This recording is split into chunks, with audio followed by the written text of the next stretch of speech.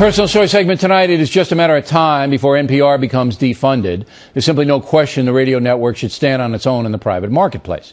That issue was debated last weekend by Charles Krauthammer and NPR reporter Nina Totenberg.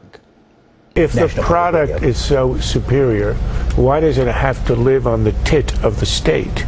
The tone with which you defend it is exactly reflective of what we heard in that, this kind of liberal arrogance. It has nothing to do with it. It has money. It has to do with spending money. We give you good news. Well, then spend your own money. Yeah, spend your own money. Joining us now from Washington is Mr. Krauthammer. Same argument about Planned Parenthood. You say it's so good, Nina Totenberg? Go ahead, raise a fund for it. Have Soros fund it. You know, I mean, I don't get any of this, Charles. So you're going to have to bring me inside the mind of Nina Totenberg and her ilk, all right? 14 trillion, you know them. You've been on that panel for like 75 years, all right? I may be on the panel for 75 years. I may be a psychiatrist, but that's an impenetrable fortress. No, it can't be. There's got to be a reason why liberal Democrats don't want to cut anything in the face of Armageddon. I think when it comes to things like NPR, there is this inherent arrogance that they are the ones who see the true world the way it is. You know, there's this axiom I have that conservatives think that liberals are dumb, sweet, naive, and dumb, but liberals think that conservatives are evil. That's the difference between how they look at each other. And they think that conservatives, Fox News, whatever, Wall Street Journal editorial page, see the world as agents of the greedy, the Wall Streeters and people who care only about the bottom line. This is this self-righteousness, and that's why they say, we give you on NPR an incomparable product, and therefore it should be subsidized. The principle I believe in, that government shouldn't be in the news business at all. There are countries in which it is, Cuba, Zimbabwe, where we have a Ministry of Information. Well, NPR is a Ministry of Information for the polite academic left in America, and they are entitled to have any propaganda arm they want, but they shouldn't ask for a subsidy.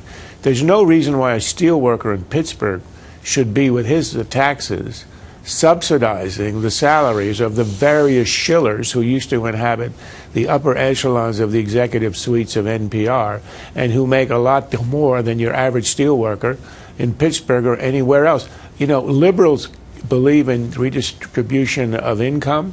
Well, this is doing that in reverse from ordinary Americans to a pompous, arrogant, liberal elite. But the question that Nina Totenberg can never answer, should she have the temerity to come on here on The Factor, is, if you're so good, madam, if you're so smart, and the information that you are putting out, you and NPR, you can compete in the marketplace.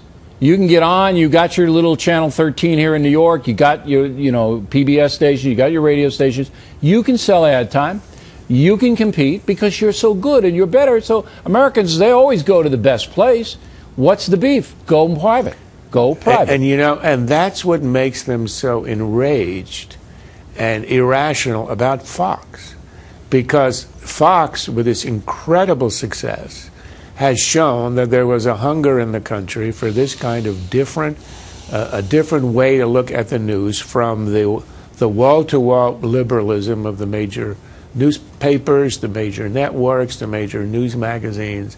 And all of a sudden, one product emerges in the world that offers an alternative, and there's a rush to it. I like to say that Rupert Murdoch had such success with his genius was that he discovered a niche in broadcasting half the American people. And that's the success of, and that's why liberals always want to find a way to shut it down, to shout it down, or talk radio as well with the fairness doctrine on these one or two or three isolated outlets for another perspective on the world. They can't stand what it says about America and the marketplace, and they want to shut it down one way or the other. Yeah, but I mean, look, and then you can extend this out. Nina Totenberg and her liberal allies, they don't want to cut anything. If you look at what has been proposed by the Democratic Party to just get a balanced budget, not a balanced budget, but just get a new budget that's going to be $1 trillion deficit. Right. They don't want to cut anything. Zero. They want to keep it the way it is. And I'm saying to myself, can they not read Can they not see the financial Armageddon of owing more than $14 trillion with the Chinese controlling about $1.5 trillion of that debt? And the answer is no, they can't, or they don't want to, or whatever. And I would say, can't they read the report of the Deficit Commission with a co-chair who is a Democrat, the former chief of staff of Bill Clinton, appointed by Barack Obama, which said exactly that. We're headed over a cliff. The era of debt denial is over, and yet here they are, from the president on down.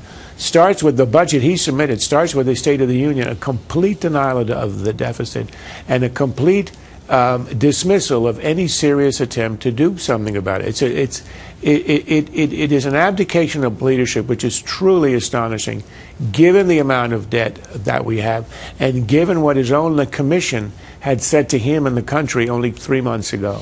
You know, I think that, I don't know whether you heard Karl Rove at the top of the broadcast, but he was talking about the leadership factor as far as Libya and Japan are concerned. Yeah. And now the leadership factor here, I think in the next election, leadership is really what it's going to come down to, whether the American people believe they're being served now under President Obama by a strong leader, or the Republicans can say, look, we're going to lead in a much better way. We'll see. Charles, thanks very much.